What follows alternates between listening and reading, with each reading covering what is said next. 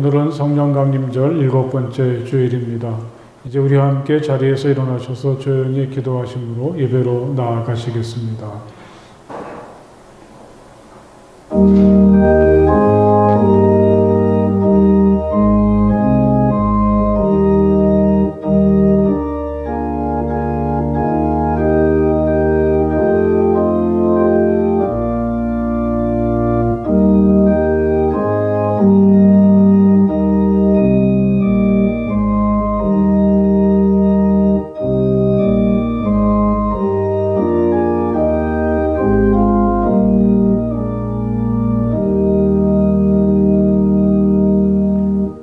할렐루야, 새 노래로 주님께 노래하며 성도의 회중 앞에서 찬양하여라. 이스라엘아, 창조주를 모시고 기뻐하여라. 시온의 주민아, 너희의 임금님을 모시고 큰 소리로 즐거워하여라. 할렐루야, 아멘.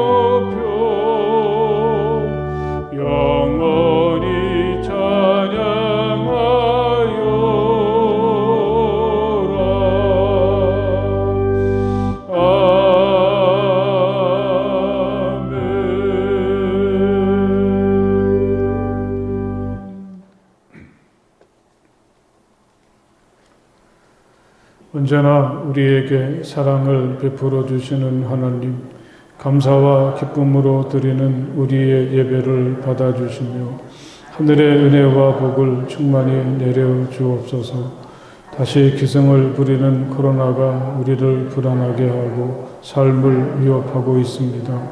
이렇게 어려운 시간에 우리는 더욱 간절히 하나님의 도우심을 구합니다. 우리의 형편을 외면하지 마시고 깊은 수렁에서 우리를 구원하여 주옵소서. 답답한 나를 보내며 우리의 신방은 오로지 하나님께 있음을 깨닫습니다. 우리의 날들을 기쁘고 즐겁게 하옵소서. 예수님 이름으로 기도합니다. 아멘. 우리 함께 침묵하시며 하나님께 마음으로 기도하시겠습니다. 하나님, 제가 여기 있습니다. 따뜻한 사랑으로 저를 품어주시고 저에게 있는 모든 부끄러운 허물들을 용서해 주시며 저의 아픔과 상처와 고통을 치유해 주시기 원합니다. 우리 침묵하시며 마음으로 하나님께 기도하시겠습니다.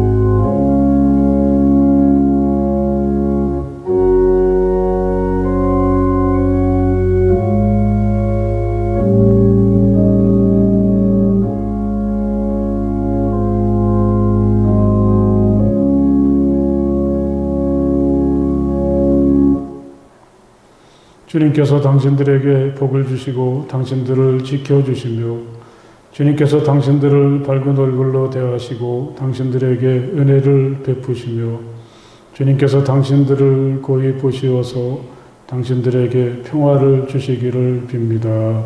아멘.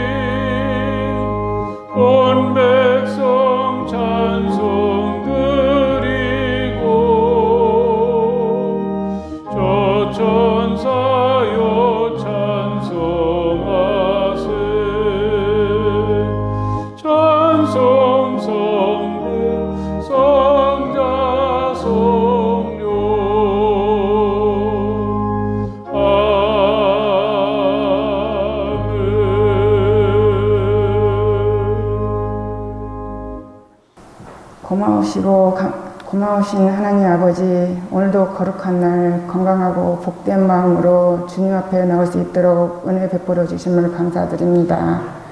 하나님, 지난 한 주간도 주님의 뜻대로 살려고 애를 썼지만 너무나도 연약하고 부족하여 육신의 정욕과 이 세상의 자랑에 얽매여 지날 때가 많았음을 고백합니다. 우리의 모든 죄악을 십자가의 능력으로 깨끗게 하여 주시옵소서. 하나님, 지금은 코로나가 장기화되면서 모든 상황들이 어렵지만 저희들로 하여금 이 어려움보다 그 위에 밝게 비추시는 희망을 볼 수 있도록 저희들의 눈과 마음을 열어주시옵소서. 하나님, 우리가 어려울수록 서로 나누며 살 수 있도록 마음의 풍성함을 주시고 나보다 더 어려운 이웃에게 불쌍함과 사랑을 함께 나눌 수 있도록 인도하여 주시옵소서.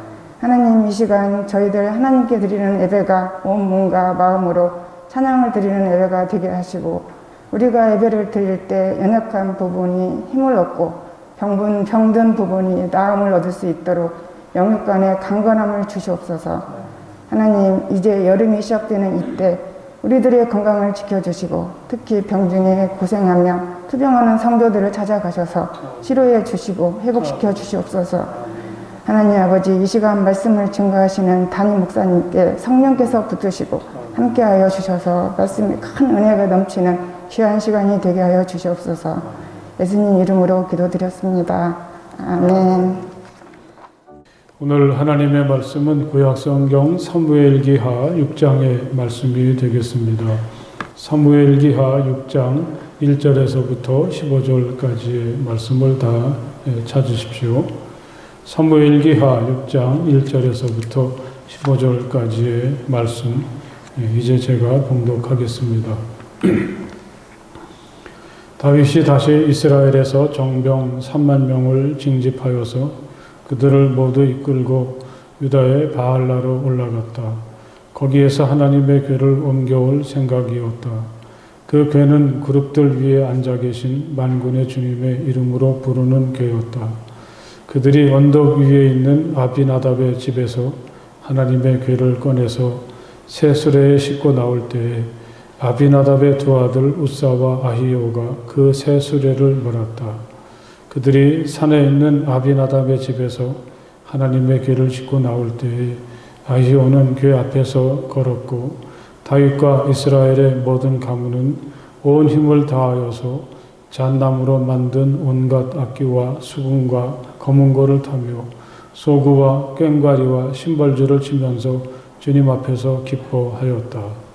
그들이 나곤의 타작마당에 이르렀을 때 소들이 뛰어서 궤가 떨어지려 하였으므로 우사가 손을 내밀어 하나님의 궤를 꼭 붙들었는데 주 하나님이 우사에게 진노하셔서 거기에서 그를 치시니 그가 거기 하나님의 궤 곁에서 죽었다. 주님께서 그렇게 급격히 우사를 벌하셨으므로 다윗이 화를 내었다. 그래서 그곳 이름을 오늘날까지 베레스 우사라고 한다. 그날 다윗은 이 일 때문에 주님이 무서워서 이래서야 내가 어떻게 주님의 궤를 내가 있는 곳으로 옮길 수 있겠는가 하였다. 그래서 다윗은 주님의 궤를 다윗성으로 옮기지 않고 가드 사람 오베데돔의 집으로 실어가게 하였다. 그래서 주님의 궤가 가드 사람 오베데돔의 집에서 3달 동안 머물렀는데 그때에 주님께서 오베데돔과 그의 온 집안에 복을 내려주셨다. 누군가가 오베데돔의 집에 하나님의 궤를 보관하였기 때문에 주님께서 오베데돔의 집과 그에게 딸린 모든 것에 복을 내려주셨다는 소식을 다윗 왕에게 전하였다. 그리하여 다윗은 기쁜 마음으로 가서 하나님의 궤를 오베데돔의 집에서 다윗성으로 가지고 올라왔다. 궤를 옮길 때에 그는 큰 축제를 벌였다. 다윗은 주님의 궤를 맨 사람들이 6걸음을 옮겼을 때에 행렬을 멈추게 하고 소와 살진 양을 제물로 잡아서 바쳤다. 그리고 다윗은 못으로 만든 에봇만을 걸치고 주님 앞에서 온 힘을 다하여 힘차게 춤을 추었다.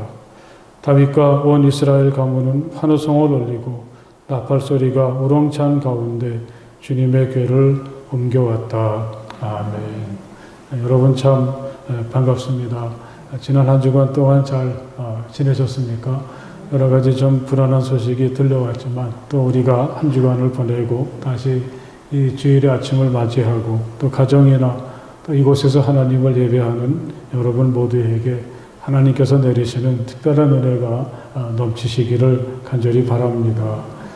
미국의 유명한 저술가요 목사였던 유진 피터슨 목사가 쓴 글을 보면 이런 내용이 있습니다. 한 번은 관청에 자기소개서 같은 걸 제출하게 되었습니다. 여러 가지 자신에 대한 정보를 기록하는 중에 자신의 직업이 위험한가 그렇지 않은가 묻는 난이 있었습니다. 여러분은 어떻게 생각하십니까? 목사가 하는 일이 위험하다고 생각하시나요? 아니면 그 반대입니까?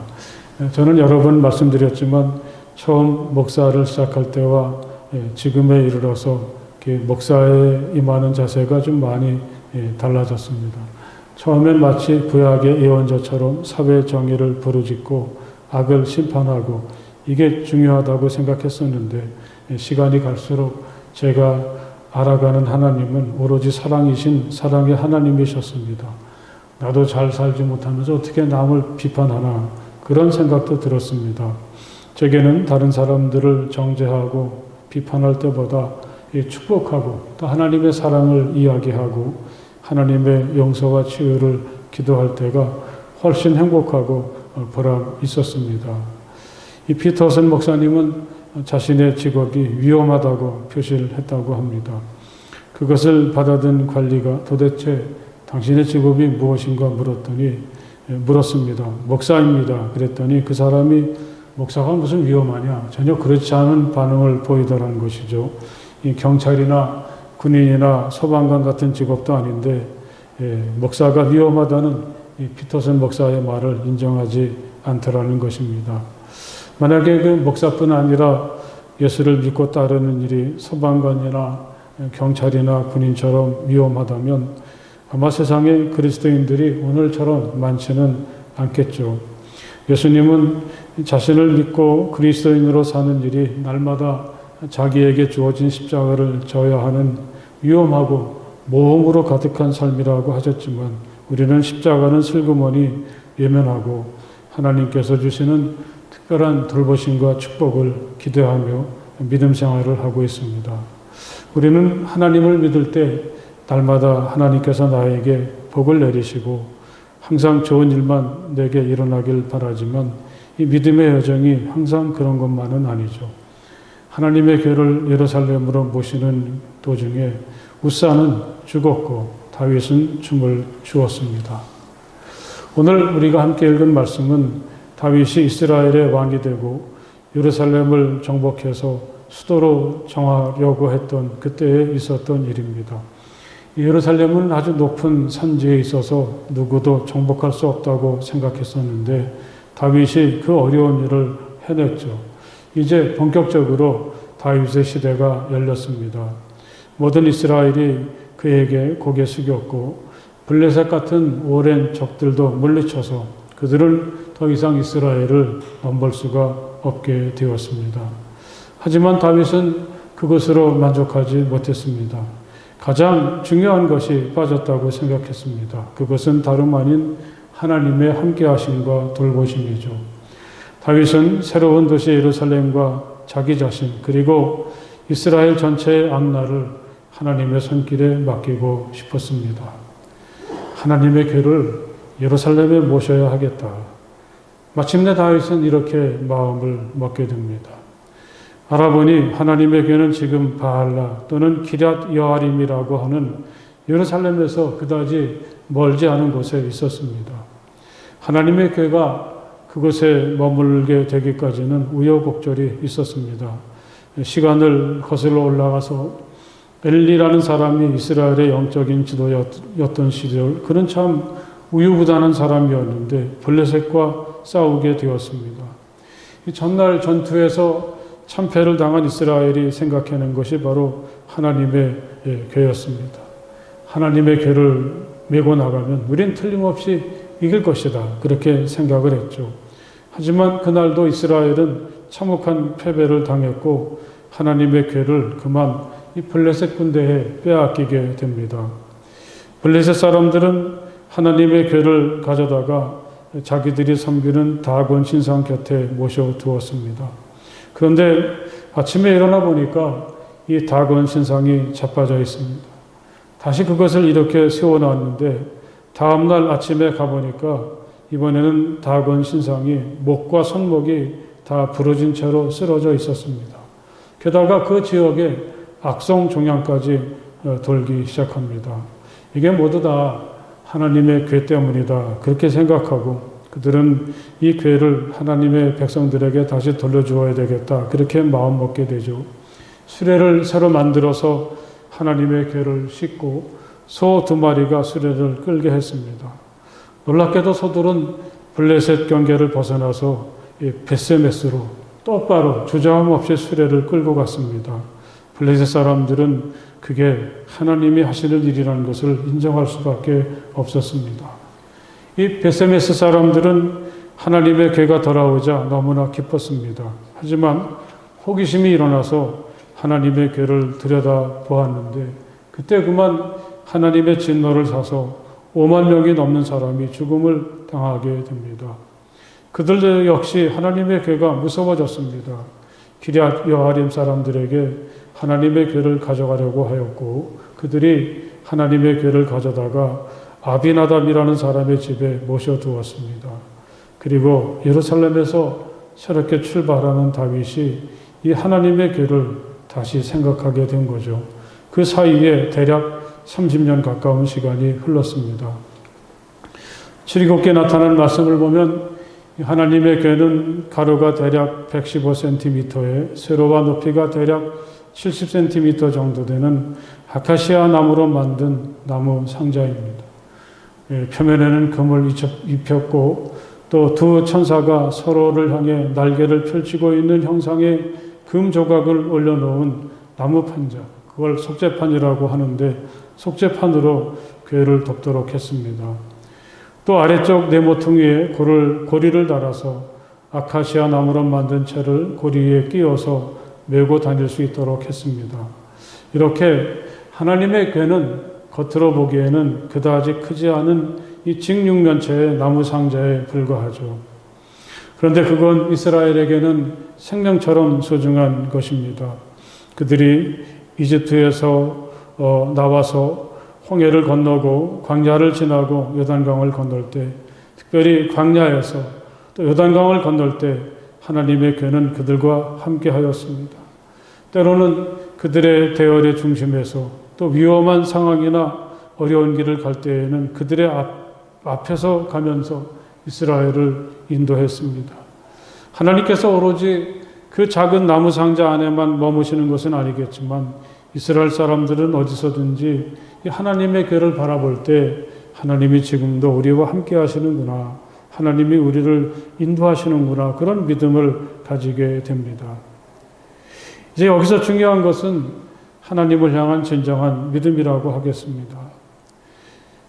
진정으로 하나님을 믿는 믿음이 없이 엘리 시대의 이스라엘이 하나님의 궤를 둘러매고 블레셋과 싸우러 나갔지만 그들은 싸움에서 패배하였고 하나님의 궤는 블레셋 사람들의 수중에 들어가게 되었죠. 얼마나 어이없는 일입니까? 하나님의 궤를 메고 전쟁에 나갔지만 패배하고 궤까지 빼앗겼으니까요. 그 후에 블레셋과 기럇 여아림에서 하나님의 궤를 두고 벌어진 일들은 하나님은 여전히 살아계시고 전능하시다는 것을 입증하고 있습니다.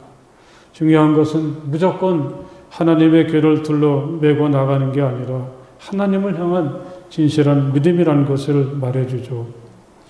이 하나님의 궤 속에는 모세가 시내산에서 하나님께 받은 십계명의 돌판과 이스라엘이 광야를 지나는 동안에 양식이 되었던 만나를 담은 항아리, 또 아론의 쌍난 지팡이가 이 궤 안에 담겨 있었습니다.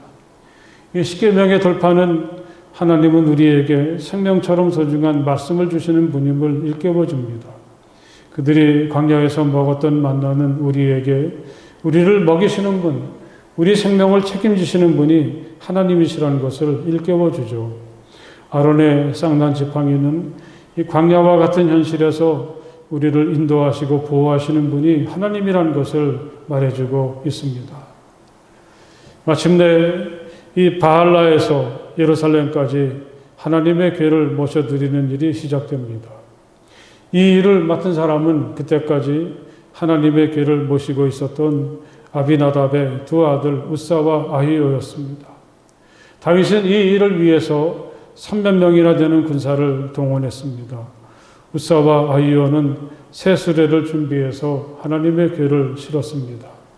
소각되는 수레가 발걸음을 옮기기 시작하고 이스라엘의 모든 가문이 다 동원되어서 기뻐하고 찬양하며 따라갑니다.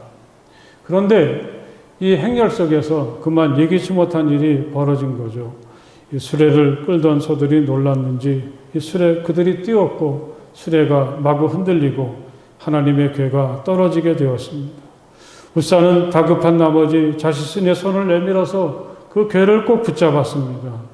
그 순간 하나님은 분노하셨고 우사는 그 자리에서 죽고 말았습니다. 이 기쁨이 넘치던 행렬은 찬물을 끼얹은 듯이 조용해졌죠. 이 다윗은 우사의 죽음 앞에서 화가 났고 이렇게 좋은 날에 벌어진 일을 이해할 수가 없었습니다. 그날 하나님의 궤는 예루살렘에 올라갈 수 없었습니다. 사랑하는 여러분, 한번 생각해 보십시오. 뭐가 문제였을까요? 우사는 무슨 잘못을 했길래 그렇게 급작스럽게 하나님의 분노를 사서 죽어야 했을까요? 물론 이 성경 말씀 속엔 여기에 대한 확실한 대답은 없습니다. 이 사람들은 이 대목에서 나름대로 해석하기도 하죠. 이 하나님의 궤를 옮기는 방법이 잘못되었다고 말하는 분들이 많습니다. 이 수레를 통해서 하나님의 궤를 운반하는 것은 하나님께서 정하신 방법은 아닙니다. 말씀드렸던 것처럼 하나님의 궤 네 귀퉁이 그 밑에는 고리가 각각 있고 이 아카시아 나무로 만든 채를 고리에 끼워서 이 제사장들이나 레위 사람들이 그 궤를 메고 가게 되어 있었습니다. 하나님의 궤를 소각끄는 수레에 싣는 것은 이 블레셋 사람들이 이 궤를 이스라엘에 돌려보낼 때 사용한 방법이죠. 여러분 한번 생각해 보십시오. 이 거룩한 하나님의 궤를 근사하게 꾸민 또 여러 마리의 소가 끄는 수레에 싣는 것과 사람들이 어깨에 메고 가는 것, 이 둘 중에 어느 것이 근사하고 멋있게 보였겠습니까? 게다가 제가 알기로는 이 바알라로부터 예루살렘까지는 아주 가파른 언덕길입니다. 사람들이 그걸 메고 올라가자면 거리도 멀고 굉장히 힘들었겠죠. 시간도 많이 걸렸을 겁니다. 이런 데 비해서 시간도 절약하고 힘도 덜 들고 게다가 폼도 나고 여러 가지를 생각할 때 궤를 어깨에 매는 낡은 방법보다는 근사한 수레에 싣고 가는 게 더 좋다고 생각한 게 아니겠습니까? 게다가 다윗은 군사를 3만 명이나 동원했다고 했습니다. 도대체 그는 무슨 생각을 해서 그렇게 했을까요? 혹시 블레셋이나 주변 나라가 쳐들어와서 하나님의 괴를 빼앗아 가면 어떻게 하나 걱정한 걸까요? 그렇다면 그건 대단한 착각이죠. 이제껏 하나님께서 이스라엘을 지켜주신 거지 그들이 하나님을 지키고 보호한 것은 아니지 않습니까? 이 다윗이 이제 좀 힘이 생겼다고 또 자기를 추종하는 사람들이 많아졌다고 이 겉으로는 하나님을 높이고 하나님을 의지하는 것처럼 보이지만 어쩌면 다윗은 이렇게 많은 병사들을 동원해서 자기의 죄를 과시하고 자랑하고 싶었던 것은 아니겠습니까? 이런 행렬을 하나님께서 기뻐하실 수가 없는 거죠. 생각해보면 이런 유혹은 우리들에게도 늘 찾아옵니다. 우리가 생각하기에도 언약궤를 어깨에 메고 그 높은 길을 오르는 것은 참 힘들고 달갑지 않습니다. 폼도 그렇게 나지 않습니다. 오늘 같은 날은 이 다윗과 우사의 방법이 더 어울리는 것 같습니다. 이 3만 명의 병사를 동원하고 여러 마리의 소가 끄는 수레에 하나님의 궤를 싣는 것 말이죠. 우리가 믿는 하나님은 그런 영광을 받으시기에 또 너무나 합당하신 분인 것처럼 느껴지기도 하죠. 하지만 하나님은 그런 우리의 방법, 우리의 생각을 경계하십니다. 이 겉으로 드러나는 것보다 더 소중한 것은 우리의 내면이라고 항상 하나님은 말씀하고 계십니다. 저는 이 우사의 죽음을 묵상하다가 예수님께서 예루살렘에 들어가셨을 때 예수님의 말 한마디에 말라버린 무화과 나무가 생각났습니다. 그때 그 잎사귀만 무성하고 열매가 없었던 그 나무가 상징하는 것은 겉으로만 그럴듯한 예루살렘 성전이었습니다. 6월절 축제를 위해서 수많은 사람들이 전국 각지에서 모여들고 헤롯이 지었던 그 건물은 정말 화려하고 웅장했습니다. 하지만 그것은 예수님께서 보시기에는 빈 껍데기에 불과했습니다. 그곳에서 예수님은 진정한 마음으로 기도하는 사람이나 진정한 마음으로 하나님을 예배하는 사람들을 찾을 수가 없었습니다. 하나님을 믿어라. 내가 진정으로 말한다. 누구든지 이 산더러 번쩍 들려서 바다에 빠져라 하고 말하고 마음에 의심하지 않고 말한 대로 될 것을 믿으면 그대로 이루어질 것이다. 주님은 그렇게 말씀을 하십니다.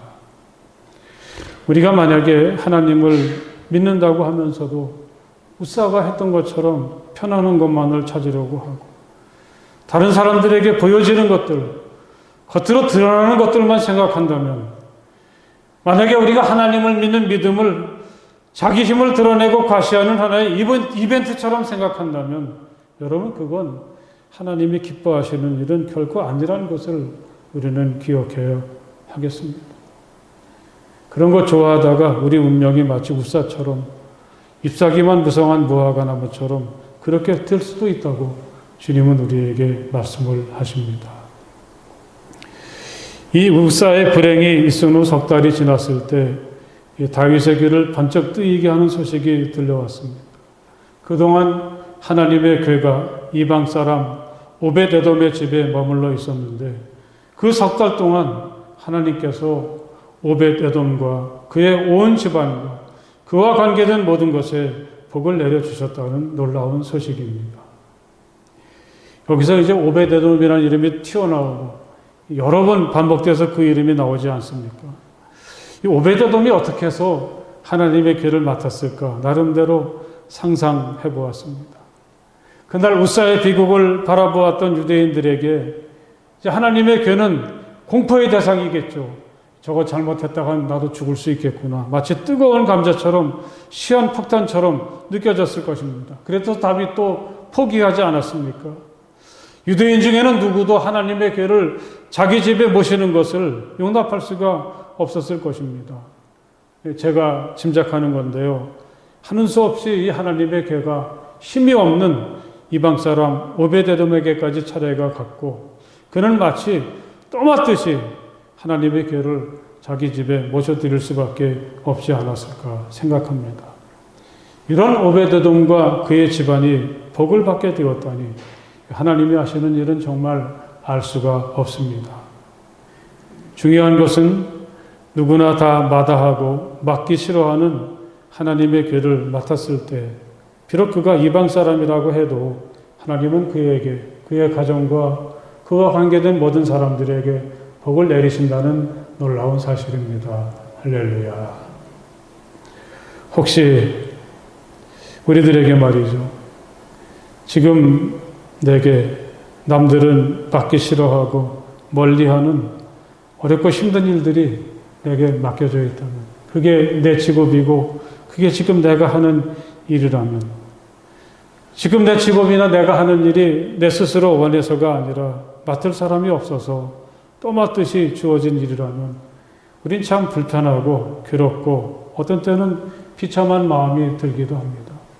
하지만 여러분, 오늘 오베도돔을 좀 생각해 보십시오. 그래도 그 일에 최선을 다하고 주어진 자리에서 멋지게 그 일을 하려고 해 보십시오. 혹시 그 일을 통해서 여러분과 여러분의 집안에 하나님께서 큰 복을 내려주실 줄 누가 알겠습니까? 그 소식을 들었던 다윗은 다시 마음이 생겼습니다. 다시 하나님의 궤를 예루살렘으로 옮기는 일을 시작합니다. 지난번과는 좀 다르죠. 그럴듯하게 보이던 수레도 준비하지 않았습니다. 사람들의 어깨에 하나님의 궤를 맵니다. 3만 명의 군인들도 동원하지 않습니다. 또 누구에게 이 일을 맡기지도 않았습니다. 다윗 자신이 제사장들이 입는 의복, 에봇을 입고 앞장섭니다. 하나님의 궤가 몇 발자국 움직일 때마다 제물을 바치고 모든 사람들이 기뻐하며 축제를 벌입니다. 다윗은 너무나 기쁜 나머지 자기가 왕이라는 사실도 잊어버리고 덩실덩실 하나님 앞에서 춤을 춥니다. 이번에는 아무런 불상사도 없이 하나님의 궤를 예루살렘으로 모셔드리게 되었습니다. 무엇이 달라졌습니까? 하나님은 정말 우리와 가까이 계시고 함께 걸어가시기를 원하는구나 하는 것을 저는 먼저 깨달았습니다. 하나님의 궤를 사람들이 어깨에 메었을 때 그 궤는 완전히 사람들에게 드러나게 되고 사람들과 함께 걷는 거죠. 거기에는 사람과 하나님의 궤를 갈라놓았던 3만 명이나 되는 경호원들도 없습니다. 사람들은 하나님의 궤와 함께 걸을 때 내가 지금 하나님과 함께 걷고 있구나. 하나님과 함께 멈추고 있구나. 이렇게 느끼면서 자신들의 한가운데서 자기들과 같이 걸으시는 하나님을 가슴 깊이 느낄 수가 있었을 것입니다. 게다가 다윗은 이번에는 다른 사람을 시키지 않았습니다. 전에는 아비나답의 두 아들에게 모든 것을 맡겨놓고 자기는 높은 자리에서 그걸 감독하고 지휘하는 사람이었다면 이번에는 다윗이 직접 제사장이 됩니다. 앞장서서 모든 행렬을 이끌고 갑니다. 우린 여기서 하나님께서 기뻐하시는 진정한 예배를 또 엿볼 수가 있습니다. 옛날에는 보통 예배 보러 간다 그렇게 말했는데 그게 정확한 표현은 아니라는 거죠. 예배 드리러 간다 이렇게 말하는 게 맞다고 하지 않습니까? 예배 보러 간다 그러면 그냥 극장에 가서 영화를 보는 것처럼 저 목사가 설교를 잘하나 못하나, 기도를 어떻게 하나, 성가대가 찬양을 어떻게 하나, 단지 구경꾼이었다면 예배를 드린다고 할 때 이제는 그 자신이 예배자가 되는 거죠. 전에는 다윗은 단지 구경꾼이었는데 이제는 그 자신이 예배자가 되었습니다. 전에는 군사를 이끄는 왕이었는데 이제는 에봇으로 갈아입은 겸손한 그리고 진정한 예배자가 되었습니다. 그곳에는 주체할 수 없는 큰 기쁨이 있었습니다. 그리고 다윗은 못으로 만든 에봇만을 걸치고 주님 앞에서 온 힘을 다하여 힘차게 춤을 추었다.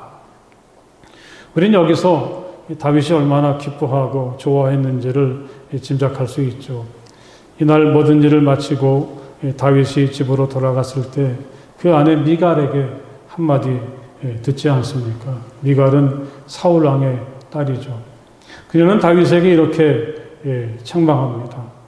오늘 이스라엘의 임금님이 건달패들이 면사를 드러내고 춤을 추듯이 신하들의 아내가 보는 앞에서 몸을 드러내며 춤을 추셨으니 임금님의 채통이 어떻게 되겠습니까? 제발 임금으로서 채통을 좀 지키라는 거죠. 그러자 다윗은 이렇게 대답했습니다. 그로써 내가 주님 앞에서 그렇게 춤을 추었소. 주님께서는 그대의 아버지와 그의 온 집안이 있는데도 그들을 마다하시고 나를 뽑으셔서 주님의 백성 이스라엘을 다스리도록 통치자로 세워주셨소. 그러니 나는 주님을 찬양할 수밖에 없소. 나는 언제나 주님 앞에서 기뻐하며 뛸 것이요. 다윗에게는 하나님을 생각할 때마다 춤을 출 만한 충분한 이유가 있습니다. 그것은 자신의 삶은 오직 하나님의 은혜이기 때문이죠. 자신의 오늘은 하나님을 빼고서는 말할 수가 없기 때문에 그는 하나님 앞에서 왕의 체면도 내려놓고 기뻐하며 춤을 춥니다.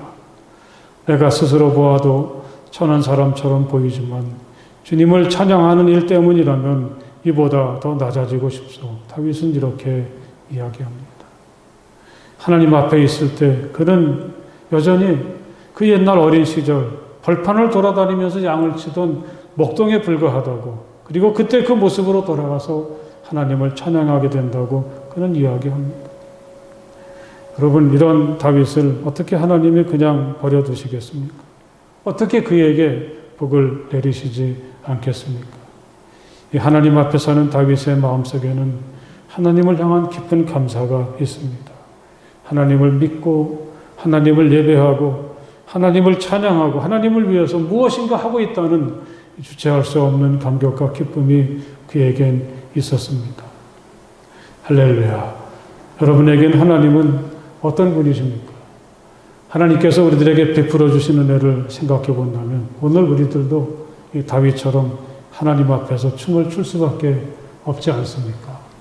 여러분, 이러한 믿음을 가지고 비록 세상이 불안하고 우리들의 발걸음은 무겁지만 하나님 내게 베풀어 주신 은혜를 기억하면서 진정으로 하나님을 찬양하고 하나님께 감사하고 춤을 추는 그런 기쁨으로 살아가는 우리 모두가 될 수 있기를 주님의 이름으로 간절히 축복합니다. 할렐루야. 기도하시겠습니다. 하나님, 감사합니다. 하나님께서 우리에게 원하시는 믿음의 사람의 모습이 어떠한지 오늘 이 귀한 말씀을 통해서 깨닫게 도와주시니 정말 감사합니다. 이 다윗이 하나님의 궤 앞에서 왕으로서의 권위를 내어던지고 진정한 예배자가 되었을 때 그는 하나님의 은혜가 너무나 감사하고 놀라워서 기뻐하고 춤을 출 수밖에 없었습니다. 생각해보면 그 다윗을 축복하시고 그의 삶을 인도하셨던 하나님의 은혜 속에 오늘 우리들도 살아있고 그 은혜 속에 거하고 있고 그 은혜 속에 길을 가고 있음을 다시 깨닫게 됩니다. 우리들도 하나님 은혜 생각하면서 다윗처럼 기뻐하며 춤추고 진정한 예배자가 되게 하여 주시옵소서. 하나님의 은혜 속에서 이 모든 어려운 현실을 기쁨과 감사로 극복해 나가는 우리 모두가 되게 하여 주시옵소서. 예수님 이름으로 간절히 기도드렸사옵나이다.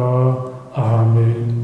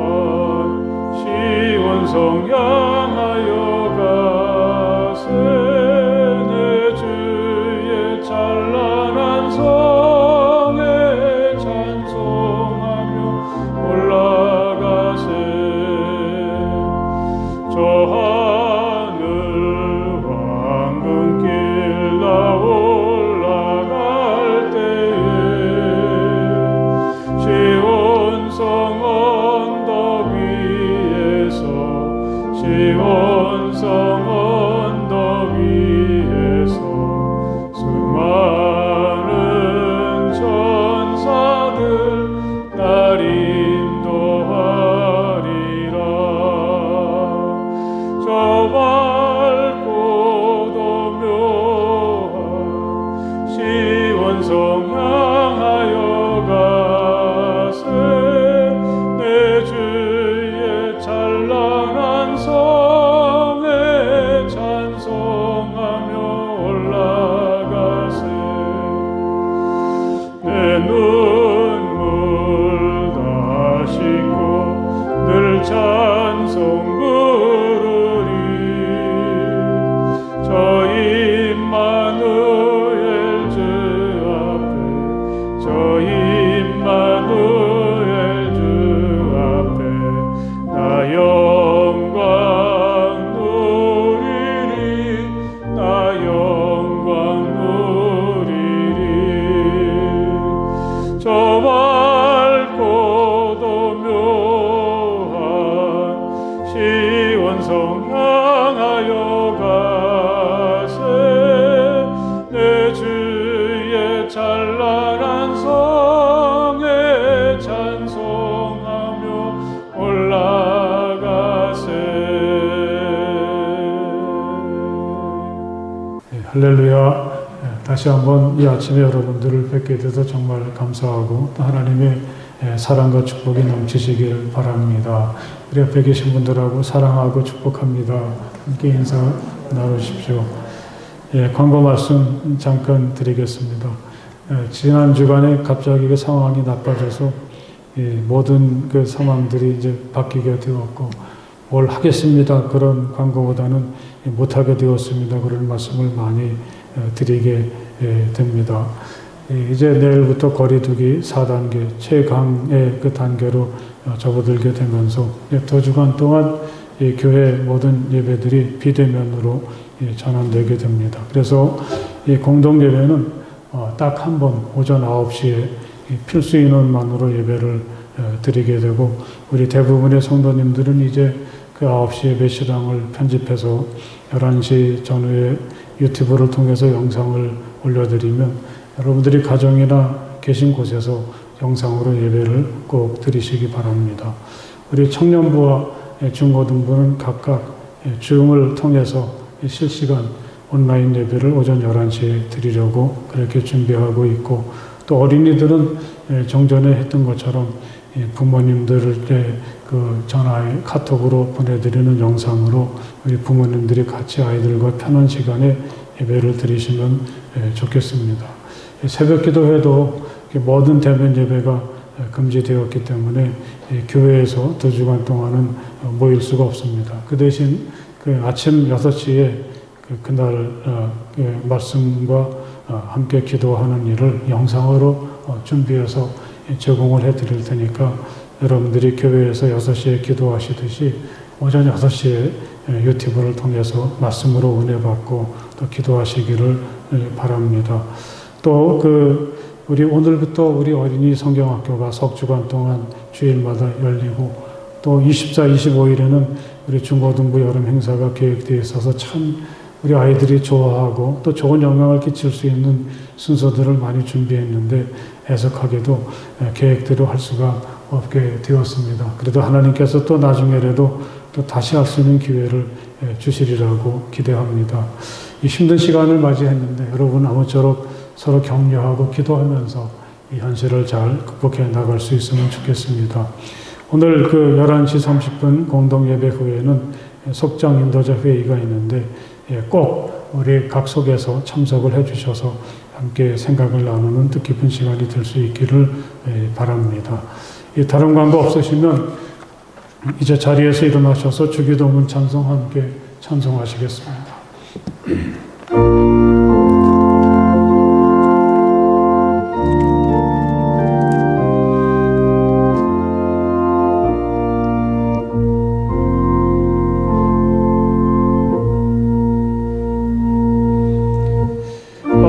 하늘에 계신 아버지